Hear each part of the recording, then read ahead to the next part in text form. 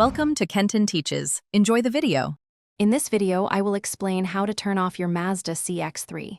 First, make sure your vehicle is completely stopped and the gear selector is firmly in park. This is a crucial safety step before proceeding. Then, simply press the engine start-stop button to power down the engine. Finally, double-check that all your accessories are off to save your battery. Your Mazda CX-3 uses a smart key system, so always keep the key fob inside the car. The engine needs to detect the fob to both start and turn off correctly. If the fob isn't detected, you might see a warning light on your dashboard, indicating an issue. Just ensure it's with you. Hey everyone, if you're finding this video helpful, please hit that like button and subscribe for more content. Quick recommendation. If you're looking to truly change how you think about money, check out The Simple Path to Wealth.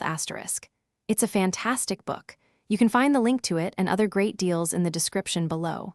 Now, let's get back to the video. Sometimes you might want to use your car's features without the engine running.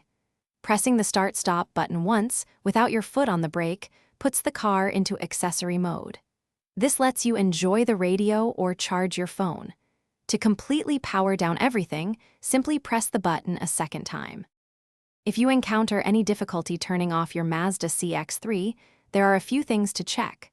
First, verify your gear selector is fully in park. Sometimes it might not be completely engaged.